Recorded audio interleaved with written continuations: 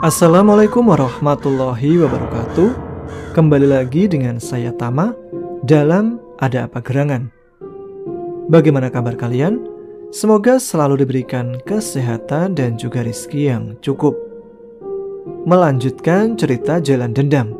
Sebelumnya, Condromowo, Candrasa, Naga dan Wira ditangkap oleh Kerajaan Duyung. Sedangkan Mian akan dijadikan tumbal oleh Dewi Ambar. Di tempat lain, Mbah Sirna dan sekutunya sedang bersiap menyerang ke kaki Gunung Lawu. Bagaimana cerita selanjutnya? Baiklah, teman-teman, ada apa gerangan? Ceritanya mulai dari sini.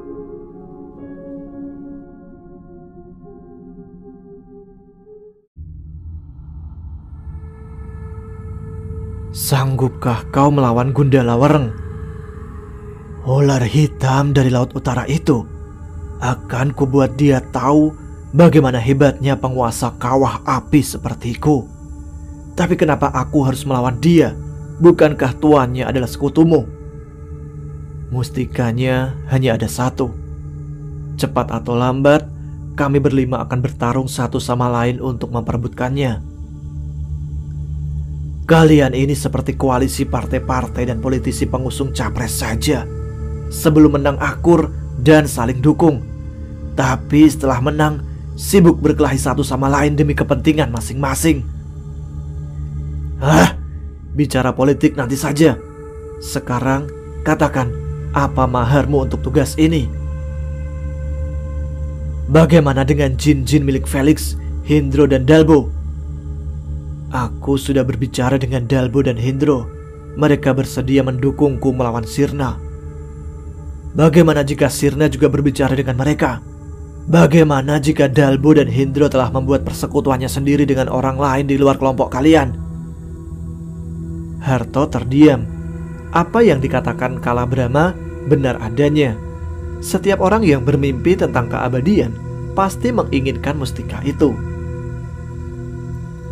Kalian semua itu sama saja, sama-sama licik, culas dan curang. Kalau menurutku, lebih baik kau bersekutu dengan kedua saudaraku, Kalageni dan Kalalatu. Mungkin itu usul yang bagus. Baiklah, atur pertemuanku dengan mereka, Kalabrama. Apapun maharnya akan aku penuhi. Kalabrama tersenyum lebar. Kedua kakaknya itu akan bisa menikmati hidup enak seperti dirinya. Setidaknya Kalageni dan Kalalatu tidak perlu lagi harus menunggu orang sial atau sombong yang tersesat di wilayah mereka untuk dijadikan sandera yang harus ditebus keluarganya dengan berbagai macam sesaji sebagai makanan. Jika Harto merekrut Kalageni dan Kalalatu, maka Felix memilih untuk memperkuat bonekanya. Malam itu, boneka demi 7 raga 1000 jahitan dicucinya dengan minyak mayat. Sambil merapal mantra, diperiksanya lagi setiap jahitan, batu sarira, dan mustika yang ada di tubuh boneka itu. Butuh waktu belasan tahun bagi Felix untuk mengumpulkan 7 mayat yang meninggal di hari-hari yang telah ditentukan. Kemudian, setelah ke-7 mayat itu terkumpul, barulah ia memotong dan menyatukan tubuh mereka dengan 1000 jahitan. Benang jahitnya sendiri harus terbuat dari rambut gadis yang meninggal tidak wajar di hari khusus. Felix menatap boneka itu dengan bangga. Siapapun yang melihatnya pasti akan merasa ngeri. Wajah dan kakinya ada 4, sementara tangannya ada 8. Belum lagi jahitan yang ada di seluruh tubuhnya. Setelah selesai meminyaki, ia lalu menyiapkan senjata-senjata yang akan dibawa oleh ke-8 tangan itu. Kita lihat saja nanti siapa yang bisa menandingi jin Turki yang ada di boneka itu. Dalbo sudah barang tentu tidak mau kalah. Laki-laki itu sibuk melobi jin penguasa alas Ngawi agar membantunya. Kesaktian Butawanara yang mampu bertiwikrama menjadi raksasa setinggi pohon kelapa tentu akan menjadi bantuan yang sangat berharga. Semua pergerakan itu tidak luput dari pengawasan kelelawar-kelelawar Hindro. Ia juga sudah menyiapkan rencananya sendiri. 3 orang dukun hebat yang pernah mengikat perjanjian darah dengannya telah hadir di rumahnya malam itu. Kasak kusuk tentang rencana penyerangan tentu saja tidak luput dari pengawasan Timur. Setelah apa yang terjadi pada Lis, Kapten Daniel memberikan lebih banyak akses dan fasilitas untuk menemukan Mbah Sirna alias Tommy. Setiap kabar baru tentang Mbah Sirna dan kawan-kawannya segera disampaikan Timur kepada Darwis dengan perantara Nduk dan Ara. Malam itu, Maina menemui Moza di halaman belakang. Sepasang harimau putih tampak sedang berbaring. Beberapa ekor monyet juga terlihat di sekitar tempat itu. Kau tidak bermimpi aneh, Za? Mak, bermimpi tentang Mian juga, jawab Moza dengan wajah pucat. Bukan mimpi yang baik. Aku takut terjadi apa-apa dengan anak itu. Usahaku untuk menghubungi Condromowo juga belum berhasil. Aku melihat Mian ditelan ikan besar yang mengerikan, Mak. Aku takut dia tidak bisa keluar dari sana, bisik Moza. Sama, aku juga bermimpi tentang hal itu, Za. Sebenarnya aku ingin berangkat ke Laut Utara, tapi berita dari Timur membuatku cemas. Apakah ular kecilmu itu tidak bisa menghubungi Chandra, Saza? Sudah beberapa hari ini dia tidak datang, Mak. Aku tidak bisa memerintahnya. Aku tidak terikat perjanjian apapun dengannya, Mak. Begitu ya? Semoga saja apapun yang terjadi, Mian, Chandrasa, serta Condromowo bisa mengatasinya dan segera kembali. Tanpa kehadiran mereka, kekuatan lawan akan sulit kita hadapi. Amin, semoga, Mak. Di Laut Utara sendiri, keributan sedang terjadi. Bajul Sosro yang dibantu oleh jin-jin milik Harto menyerbu Pulau Ular. Raja Ular yang kewalahan menghadapi serangan itu akhirnya membebaskan tawanan yang dikurung di Gua Ujian. Namun, karena kekuatan Kalabrama, Kalageni dan Kalalatu sangat dahsyat, Pulau Ular akhirnya jatuh ke tangan Bajul Sosro. Tanduk Gundala Wareng pun berhasil dibawa pulang oleh Kalageni. Di saat yang sama, Mian semakin tergila-gila pada Dewi Ambar. Ia telah lupa pada semua masa lalunya. Bahkan, saat diajak Ambar untuk melihat Chandrasa, Condromowo, Naga, dan Wira, ia justru tertawa-tawa. Sapaan dan teguran dari mereka tidak membawa hasil. Saat Condromowo memakinya, Mian dengan tega menendang kucing itu. Maafkan dia, Dra. Mian tidak sadar dengan yang telah dilakukannya, bisik Chandrasa setelah Mian dan Ambar pergi. Jangan khawatir, aku hanya mengujinya, Sah. Tapi kelihatannya kita tidak bisa berharap banyak. Mian sudah benar-benar kehilangan ingatan. Semoga saja ada keajaiban. Sebelum hari penumbalan, kita tidak boleh berputus harapan, Dra, bisik Chandrasa. Kau benar, Sah. Andai saja ikatan tali keparat itu bisa terlepas, akan kucabik-cabik duyung itu. Mustika itu masih ada padamu. Ada di perutku, Sah. Untung kotak Raden Dipoyono itu mampu menyembunyikan auranya. Jika tidak, pasti Ambar sudah membelah tubuhku untuk mengambilnya. Ketika Condromowo dan Chandrasa sedang mencoba saling memberi semangat, Tali Picis diam-diam memasuki ruang penyimpanan pusaka Dewi Ambar. Setelah melata ke berbagai sudut, ia akhirnya berhasil menemukan apa yang dicari. Tanpa menunggu lagi, segera ia melilit keris naga siluman milik Mian. Bangunlah, Nagawira. Sampai kapan kau akan tidur seperti ini? Jangan sia-siakan hidupmu hanya untuk menyesali diri. Seekor ular laut yang melingkar dengan mata terpejam itu pelan-pelan membuka matanya. Lehernya langsung berdiri tegak saat melihat siapa yang telah membuatnya terjaga. Paman Tali Picis, bagaimana paman bisa menemukanku? Apa kau sudah lupa apa kemampuanku, Wir? Tentu tidak, paman. Ada keperluan apa penasihat kerajaan membangunkan makhluk buangan seperti aku?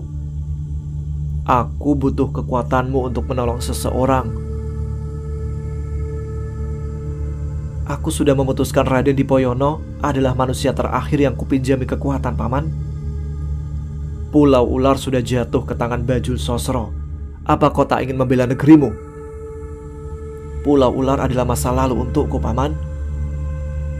Apakah Nagawisa juga masa lalu untukmu, Wir? Jangan membuka luka lamaku dengan membahas kematian Nagawisa, Paman. Nagawisa belum mati, Wir. Demikian juga dengan kedua anakmu. Mata Nagawira menyala. Tubuhnya perlahan mengeluarkan cahaya biru. Nagawisa belum mati? Anak? Ada apa sebenarnya ini, Paman?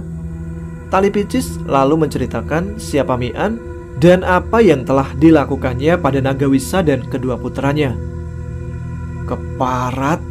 Jadi selama ini Raja Licik itu membohongi aku? Itu kita urus nanti. Sekarang kedua anakmu itu sedang menjadi tawanan di tempat ini bersama Mian, Candrasa, dan Condromowo. Ayo kita bebaskan mereka, Paman. Jika perlu, akan kuobrak-abrik tempat ini. Urusan membebaskan mereka biar aku saja. Aku minta kau selamatkan Mian. Malam ini adalah saat ia akan ditumbalkan. Aku mengikuti rencana Paman saja. Bawa pedang besi kuning itu. Kau masih belum lupa caranya merubah wujud, kan? Jangan menghina aku, Paman. Bagaimanapun juga, aku adalah bekas pengawal utama Pulau Ular. Hahaha. Barangkali kau lupa karena terlalu lama tidur. Nagawira lalu berubah menjadi seorang laki-laki yang berumur sekitar 40 tahun. Ia kemudian mengambil pedang dan keris Mian. Setelah selesai, barulah Talipicis memberitahu bagaimana rupa dan ciri-ciri Mian. Talipicis mendatangi penjara tempat Candrasa dipenjara. Kemudian ia merambat naik dan melilitkan badannya ke tali yang mengikat Condromowo. Tuan Talipicis, apakah itu Anda? Benar, Condromowo. Sekarang tenanglah, aku akan mencoba membebaskanmu dari tali penyegel ini. Satu persatu, tali stigi itu berhasil diputuskan oleh Talipicis. Amarah yang terpendam membuat Condromowo menjadi ganas. 4 orang pengawal yang datang karena mendengar suara ribut menjadi korban pertamanya. Kau dengar itu, Sa? Suara gending. Jangan-jangan malam ini Mian akan ditumbalkan. Tapi sudah ada Nagawira yang kuminta untuk mengawasi Mian. Semoga saja ia tahu apa yang harus dilakukan. Nagawira? Bagaimana bisa dia ada di sini? Ceritanya nanti saja. Kalian berempat cepat bantu Nagawira. Aku sendiri harus cepat kembali ke lereng Lawu. Aku takut Sirna dan yang lainnya sudah menyerang tempat itu. Candrasa dan Condromowo beradu pandang. Kalimat yang diucapkan Talipicis membuat pikiran mereka ingin semakin cepat meninggalkan tempat itu. Ayo segera kita hancurkan tempat ini, Sa. Mata kucing itu menyala saat berbicara. Aku tahu kau mengkhawatirkan Maina, tapi kita harus fokus pada Mian dulu, Ndra. Kau benar, Sa. Sebaiknya kau mencari senjata sebagai pengganti 2 pedangmu itu, Sa.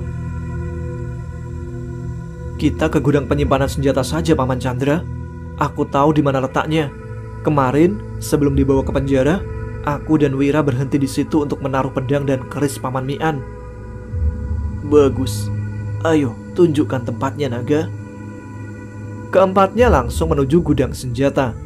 Puluhan prajurit istana yang berpapasan dengan mereka menjadi makanan ringan untuk Candrasa yang memang kelaparan. Setelah beberapa lama menyusuri lorong-lorong istana, sampailah mereka di gudang itu. 2 orang perwira penjaga yang bertugas tidak bisa berbuat apa-apa saat Condromowo memaksa mereka menyerahkan kunci pintu. Ada ratusan senjata di ruang penyimpanan itu.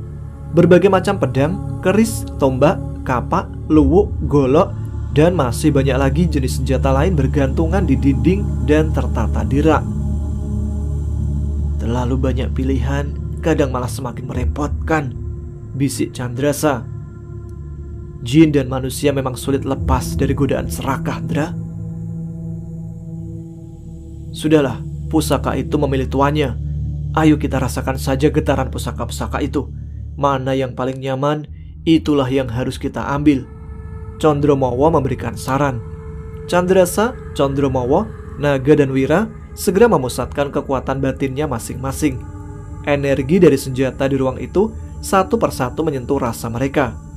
Tidak berselang lama, keempatnya telah mendapatkan senjatanya masing-masing. Candrasa memegang tombak bercabang dua.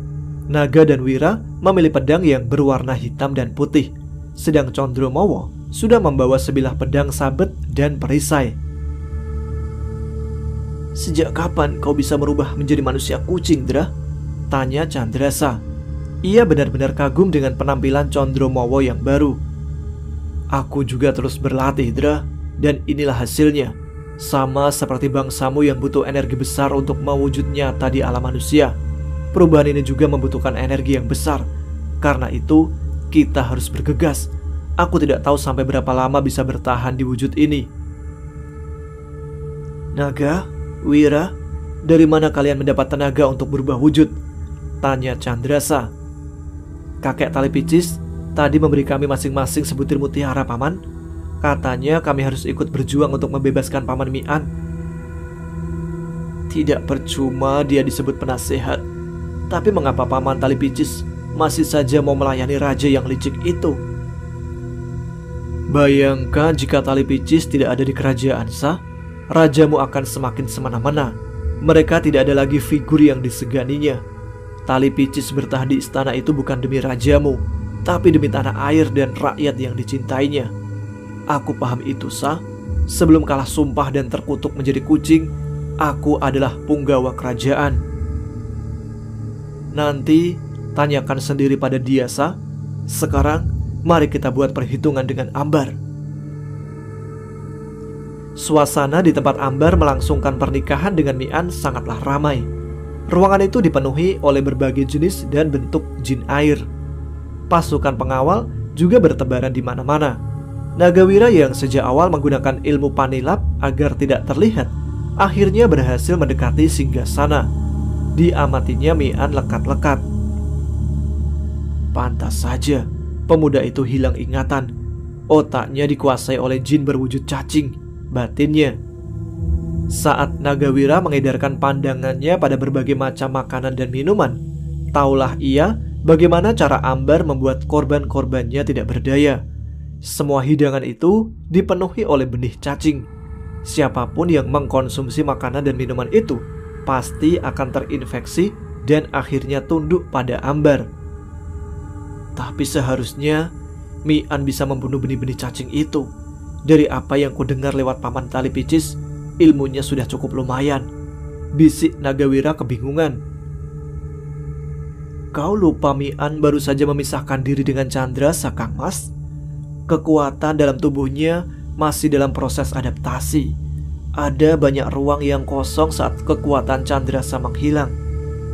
"Nagawisa, benarkah ini dirimu, Nimas?" tanya Nagawira sambil menoleh. "Iya, Kang Mas. Paman Tali Picis yang memberitahu jika Kang Mas ada di sini."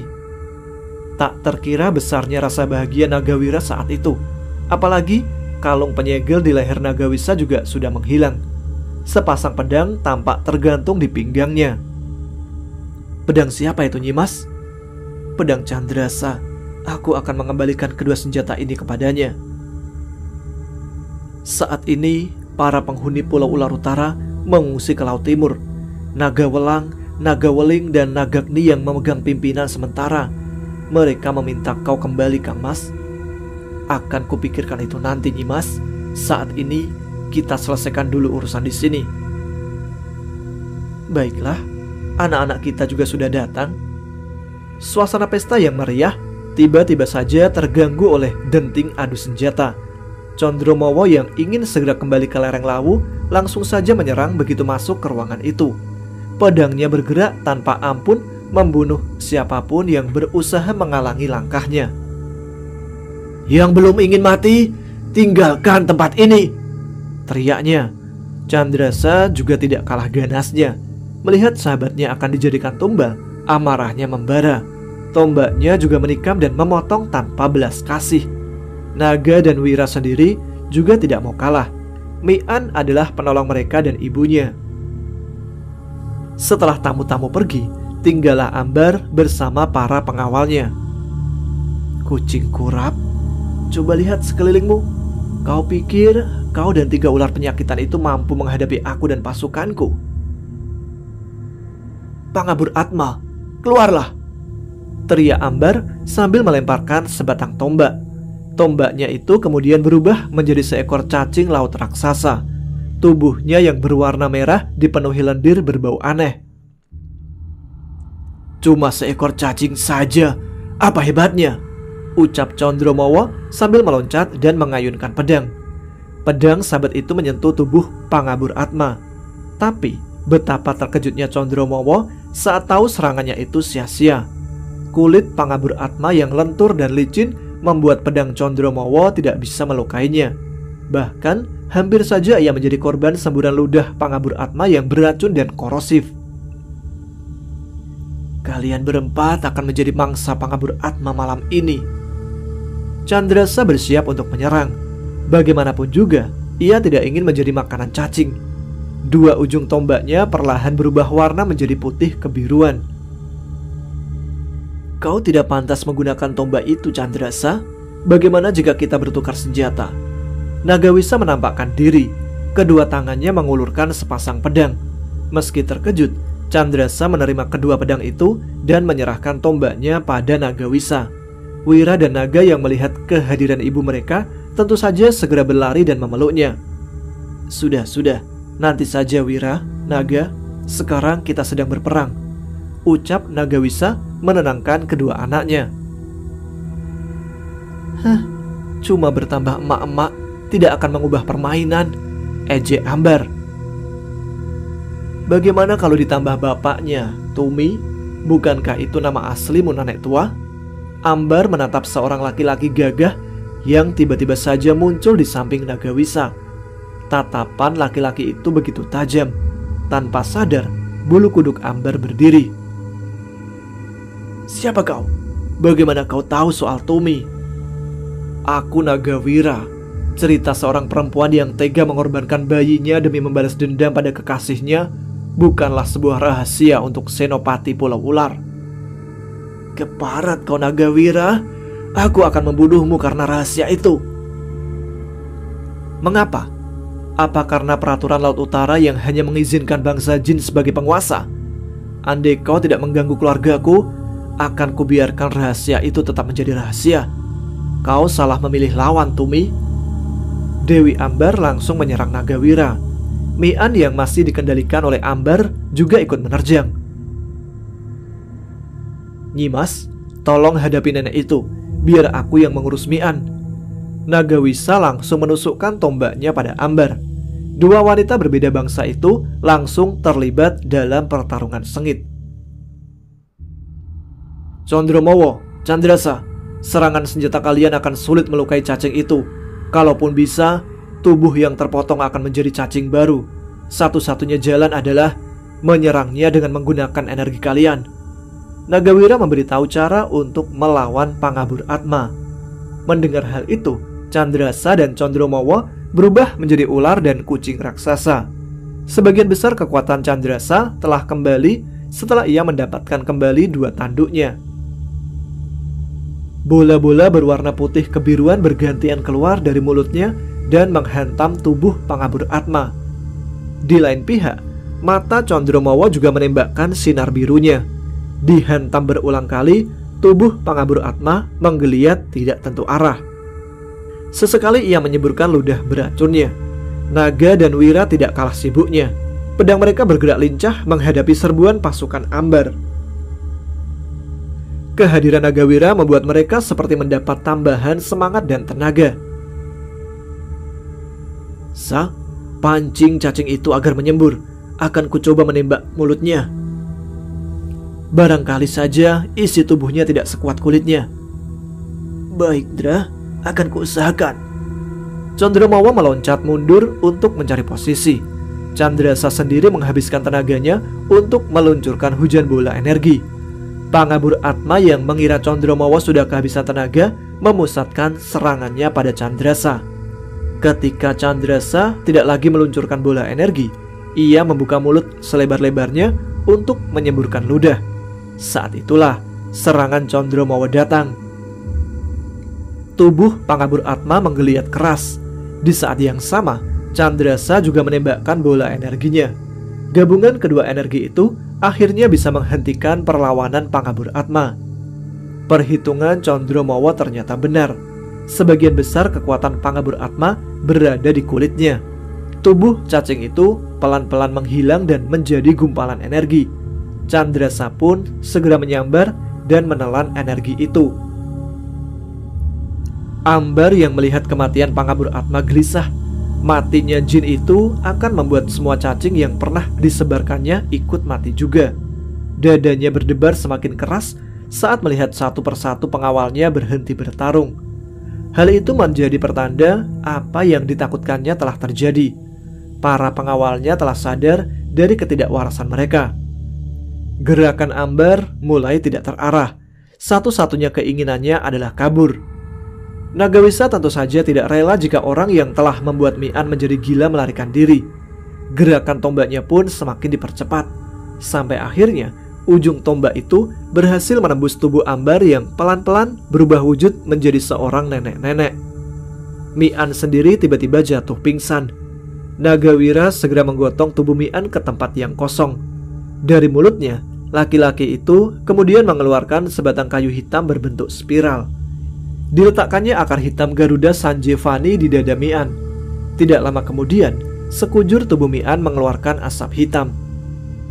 Ketika Candrasa dan Condromawa sedang berjuang menghadapi Pangabur Atma di istana Dewi Ambar, pertempuran juga terjadi di lereng Lawu. Sirna dan sekutunya menyerang tepat di saat purnama mulai bersinar di langit. Suara dentuman akibat benturan kekuatan menghantam penghalang berulang kali terdengar.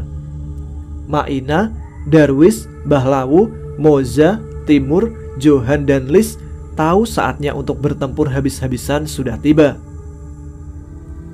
Kali ini mungkin kita tidak akan selamat, tapi tak ada yang kusesali. Setidaknya aku tahu sedang membela pihak yang benar, ucap Johan sambil menghunus kerisnya.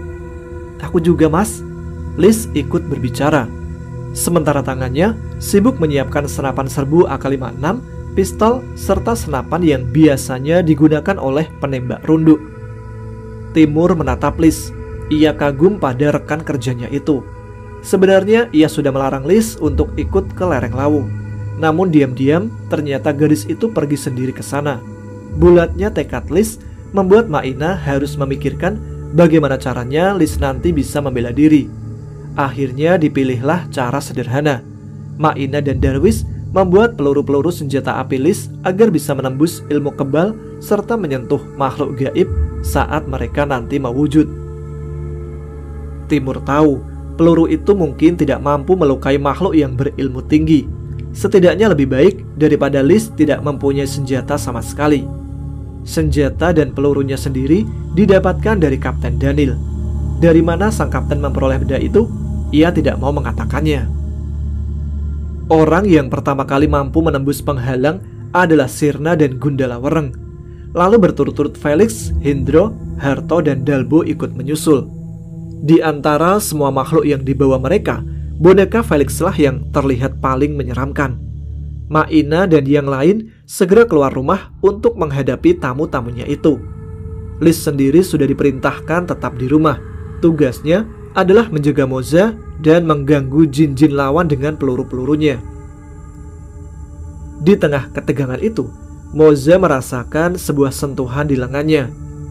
Ular tali picis yang sudah beberapa minggu menghilang kini melingkar di sana. Beberapa saat kemudian, ular itu berubah menjadi sebilah keris berdabur carubuk. Aku sudah berusaha menyelamatkan Mianza. Doakan saja semoga dia bisa segera berkumpul dengan kita di sini. Terima kasih Paman Tali Picis. Aku berhutang budi padamu. Tak usah berterima kasih, Zah. Aku membantumu karena kita mempunyai musuh yang sama, Gundala Wereng. Di halaman, Gundala Wereng yang sudah dibakar nafsu untuk membuka segelnya segera melakukan serangan. Nagasari yang dari tadi sudah mengawasi pergerakannya segera melakukan penghadangan.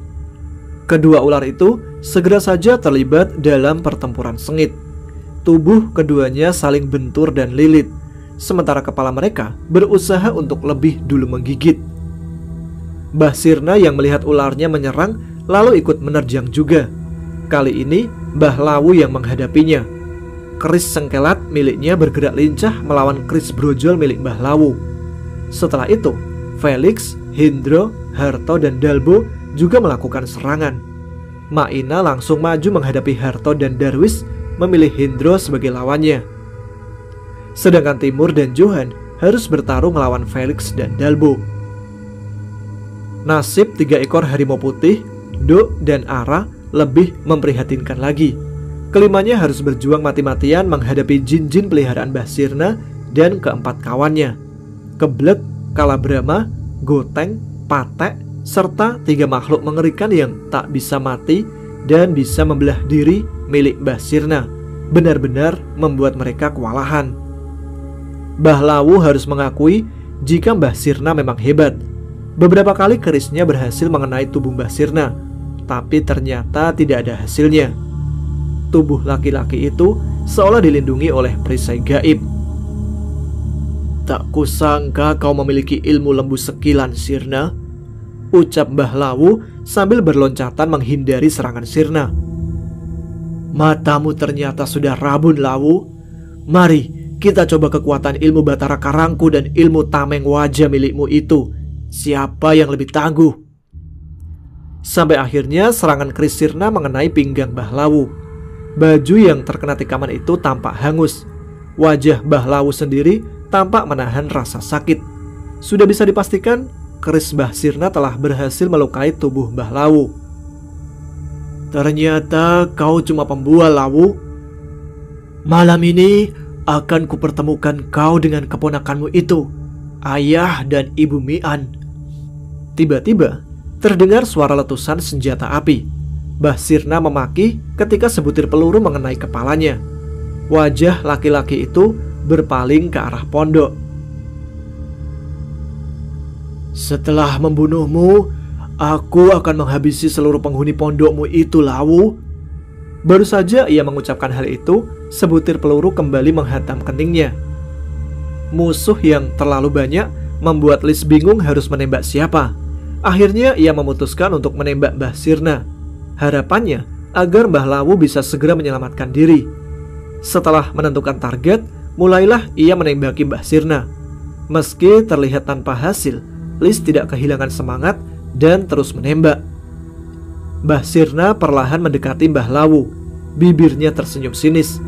Tinggal beberapa langkah lagi, ia akan sampai di tempat Mbah Lawu terjatuh. Lalu terdengarlah lagi suara letusan. Sirna agak terkejut mendengar suara letusan yang bunyinya berbeda dengan letusan sebelumnya. "Mungkin gadis itu berganti senjata. Masa bodoh, toh peluru-peluru itu tidak akan bisa melukaiku," batinnya. Namun ternyata prediksinya salah. Ledakan itu tidak berasal dari pondok, melainkan dari seutas tali bercahaya kebiruan yang kini menyambar dadanya. Ledakan keras pun terjadi. Tubuh Mbah Sirna suruh beberapa langkah. Seorang pemuda yang dulu nyaris ia bunuh kini berdiri di antara dirinya dan Mbah Lawu. "Bocah keparat, ternyata kau belum mati juga. Umurku lebih muda darimu, Sirna. Bukankah sudah sepantasnya yang tua lebih dulu mati?" Dari teropong senapannya, Lis mengamati siapa sosok yang baru datang. Dada bergemuruh saat tahu orang itu adalah Alit. "Mas Alit datang, Za. Ternyata dia masih hidup. Ya Tuhan, terima kasih ya Tuhan," teriak Lis di antara tetesan air matanya. "Alhamdulillah, Lis. Dari senjata yang dibawanya, Alit sudah jauh lebih kuat dari sebelumnya. Semoga saja dia bisa menahan langkah Mbah Sirna." Felix yang sedang menghadapi Timur memusatkan perhatian. Bonekanya yang dari tadi dia mulai bergerak-gerak. "Tangkap gadis itu. Bunuh siapapun yang menghalangi," perintahnya. Kedelapan mata boneka yang terbuat dari batu sarira dan mustika itu menyala. Kemudian ia mulai meloncat menuju pondok. "Curang kau, Felix!" teriak Timur sambil mempercepat serangannya. "Berteriaklah sepuasmu, Mur. Sebentar lagi rekan kerjamu itu akan mati dengan cara mengerikan.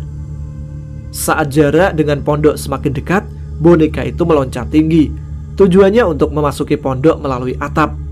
Felix tersenyum, sementara Timur justru sebaliknya. Wajahnya terlihat sangat gusar bercampur bingung. Seberkas sinar kuning tiba-tiba saja muncul di udara dan menghantam boneka itu hingga terjatuh ke tanah. Setelah itu, dua orang berpakaian serba hitam muncul dari gelapnya malam. Salah seorang di antaranya lalu bertarung dengan boneka, sedangkan yang satunya lagi berjalan menghampiri Timur dan Felix yang telah menghentikan pertarungan mereka. Anak muda, biar orang ini aku yang melawan. Aku dan dia ada urusan utang piutang. Kau bantu saja temanmu menghadapi Dalbo, ucap perempuan itu kepada Timur. Perempuan itu lalu berbalik ke arah Felix. Selamat malam, Guru. Izinkan malam ini aku menagih dan membayar hutangku kepadamu. Kau pikir dengan pedang dari Pius itu kau bisa mengalahkanku, Rip? Kalau begitu, mari kita coba buktikan saja, Guru, jawab Ripka dingin. Felix menatap mata Ripka. Tidak ditemukannya tanda-tanda emosi di sana. Sorot mata perempuan itu begitu dingin, tenang, dan sedikit angkuh seperti laut yang tenang di waktu malam. Felix tahu perempuan yang sedang berdiri di depannya itu bukanlah Ripka yang dulu pernah dikenalnya. Ulat bulu egois yang tidak pernah peduli dengan siapapun yang akan dilukainya itu kini telah menjadi kupu-kupu. Mengapa bukan Pius yang datang menghadapiku? Bukankah seharusnya kau yang melawan boneka itu? Siapa bilang aku bersama Guru Pius? Jawaban itu membuat Felix tersentak. Matanya mengamati orang yang sedang bertempur dengan bonekanya itu. Ketika ia menajamkan pandangannya, taulah dia jika sosok yang disangkanya manusia itu ternyata adalah boneka juga. Meski level kekuatannya masih di bawah bonekanya, tapi kelincahan boneka Ripka mampu membuat repot boneka miliknya. Kau gunakan ilmu yang kuajarkan untuk melawanku? Sungguh tak tahu malu. Bukankah kau sendiri yang dulu mengatakan seorang murid harus bisa mengalahkan gurunya? Anggap saja boneka itu adalah pembayaran utang itu. Sementara untuk menagih utang, aku akan menggunakan ilmu-ilmu yang tak bersumber dari ajaranmu. Adil bukan? Bersiaplah, Guru. Malam sudah semakin larut. Aku tak ingin nanti disebut curang gara-gara melawan orang yang kekuatannya melemah di saat fajar tiba. Felix menggeram. Kata-kata terakhir Ripka membuat darahnya mendidih. Dengan sekali loncatan, ia langsung mengayunkan kopes perunggu miliknya ke Ripka. Pedang berbentuk bulan sabit yang sisi tajamnya berada di lengkung luar itu menimbulkan suara denging yang menyakiti telinga setiap kali menyambar. Ripka memilih berloncatan menghindar. Ia tahu kehebatan senjata dari Mesir yang menjadi andalan salah satu gurunya itu. Pedang mantike tipis miliknya tentu bukan lawan yang pantas bagi perunggu yang keras dan tebal. Lalu terdengarlah suara dengung yang semakin lama semakin keras. Ripka semakin meningkatkan kewaspadaannya. Saat sudah bisa memastikan asal suara itu, ia menyambitkan pisau tulang burung kasuarinya. Ledakan keras dan pendar bunga api terjadi di angkasa. Pisau Ripka terjatuh dan patah menjadi dua, sementara sebuah kepinga menancap di antara patahannya. Senjata lempar dari Afrika itu lalu kembali melayang setelah Felix menggerakkan tangannya. Tampaknya kau akan mati di tempat ini, Rip. Tapi tenang saja, akan kupastikan batu sarira milikmu akan menjadi milikku. Felix terkejut saat melihat Ripka justru tersenyum tipis. Mantan muridnya itu lalu mengangkat pedang dan membuat gerakan melingkar. Semakin lama, putaran gerakan itu semakin cepat hingga akhirnya yang terlihat Felix adalah sebuah bola cahaya besar berwarna kuning. Bola cahaya itu lalu melayang ke arahnya. Saat bola itu semakin mendekat, Felix merasakan hawa panas yang menyengat. Ia lalu memanggil pulang Patek dan Goteng, jin berkepala anjing dan babi hutan yang sedang bertarung dengan harimau alas purwo, segera meloncat mundur. Hancurkan cahaya itu dan bunuh penggunanya," teriak Felix memerintah kedua jin itu. "Felix bodoh. Anjing dan babinya tidak akan bisa melawan ilmu Kumbolo Geni yang telah dimodifikasi oleh perempuan itu." Kalabrama membatin di sela pertarungannya dengan salah satu harimau Moza. Apa yang diramalkan Kalabrama menjadi kenyataan. Saat kedua jin itu berusaha menghadang laju serangan Ripka, tubuh mereka langsung terpotong-potong dengan kondisi terbakar. Felix yang melihat itu meloncat mundur. Kali ini, ia terpaksa memanggil kakak dari 5 jin yang mengisi bonekanya. Dengan cepat, pengacara itu mengiris nadinya. "Kilik, keluarlah kau penguasa Istana Tengah," bisiknya sambil membuat pentagram darah di tanah. Ketika kucuran darah sudah tersambung menjadi bintang segi 5, muncullah sesosok makhluk mengerikan di tengah bintang itu. Wujudnya campuran antara manusia, singa, banteng, burung, dan kelelawar. Kepala dan kakinya singa, bertanduk, badannya manusia, tangannya mirip cakar elang, sedangkan di punggungnya terpasang sepasang sayap seperti kelelawar. "Manusia, katakan apa perintahmu?" tanya makhluk itu kepada Felix. "Bunuh perempuan pemilik bola cahaya itu." "Akan kulaksanakan." Makhluk bernama Kilik itu langsung melayang cepat ke arah Ripka. Saat dalam kondisi meluncur itu, tubuh Kilik berubah warna menjadi merah. Dari jauh, gerakan Kilik terlihat seperti komet. Ripka tentu saja melihat serangan Kilik. Ia sadar satu-satunya jalan untuk selamat dari benturan yang akan terjadi adalah dengan mengerahkan semua kemampuan yang dimilikinya. "Tuhan, jika ini akan menjadi akhirku, tolong jadikan itu sebagai akhir yang baik." Dalam hati, Ripka berdoa. Suara ledakan keras terdengar ketika bola cahaya Ripka berbenturan dengan Kilik. Begitu kerasnya suara itu, sehingga Maina dan yang lain menghentikan pertarungannya masing-masing. Tubuh Ripka tergeletak tidak bergerak di tanah.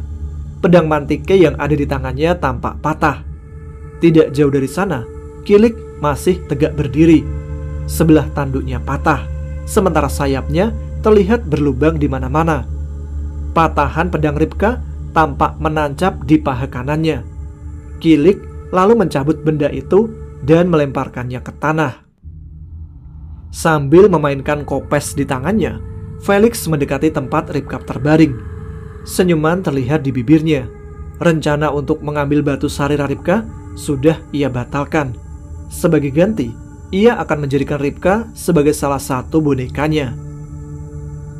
Tiba-tiba, sesuatu turun dari langit dan menghadang langkah Felix. Makhluk berbentuk manusia berkepala Garuda dan memegang sebilah pedang itu menatap Felix dengan penuh amarah. "Dia jin pengisi boneka perempuan itu," ucap Kilik yang sudah berdiri di samping Felix. "Bagaimana dia punya inisiatif? Bukankah Ripka masih pingsan? Dari siapa dia menerima perintah?" tanya Felix.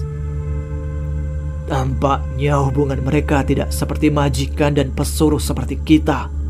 Jin ini membantu Ripka atas kemauannya sendiri.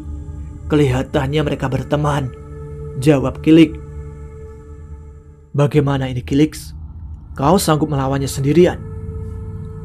"Apa kau tak melihat kondisiku?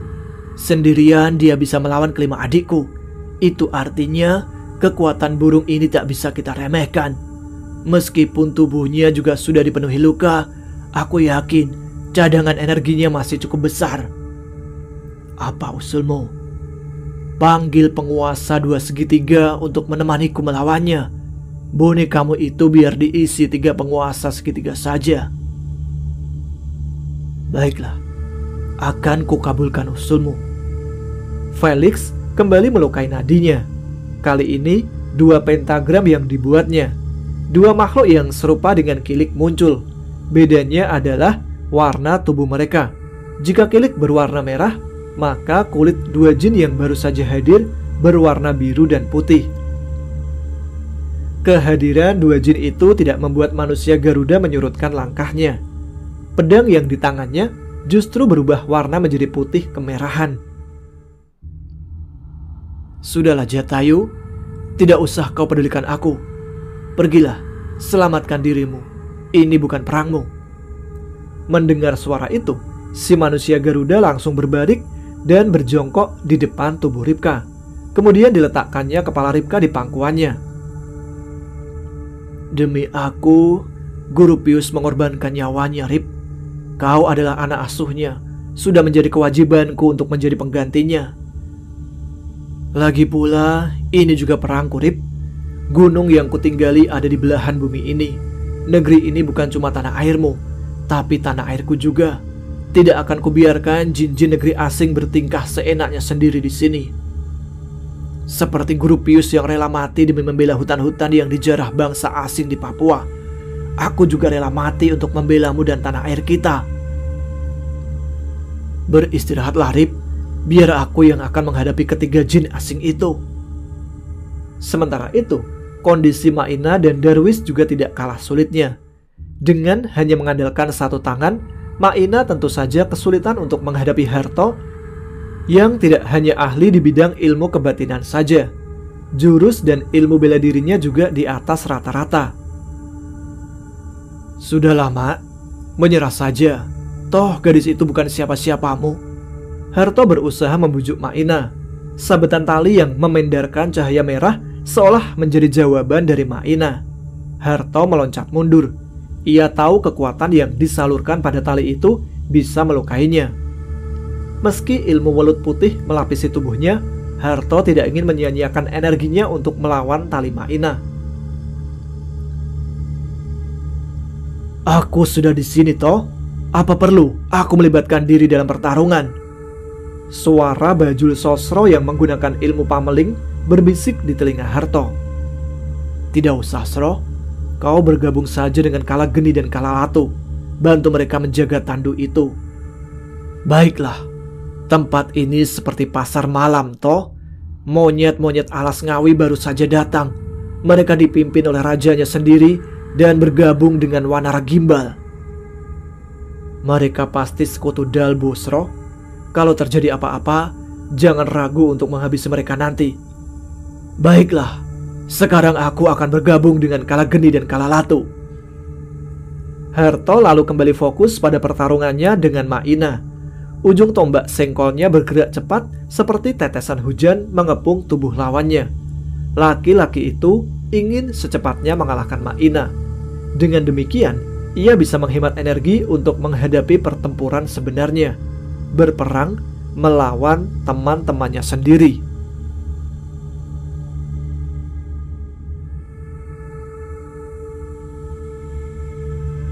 Ceritanya sampai di sini dulu ya. Kita sambung saat sahur esok hari. Terima kasih teman-teman sekalian yang telah menyimak episode kali ini. Kita jumpa lagi nanti ketika waktu sahur melanjutkan cerita Jalan Dendam. Selamat bersantap sahur dan semoga lancar puasa hari ini. Oke, saya Tama pamit. Jumpa lagi di episode yang akan datang. Wassalamualaikum warahmatullahi wabarakatuh. Messages I've saved that I never send, 'cause I don't know you, but I used to back then. I remember that I was drunk out my mind when we kissed for the first time. In the back of your car we passed out counting stars. Promised all these years we'd pack our things and disappear. I never thought I would see you here after all this time.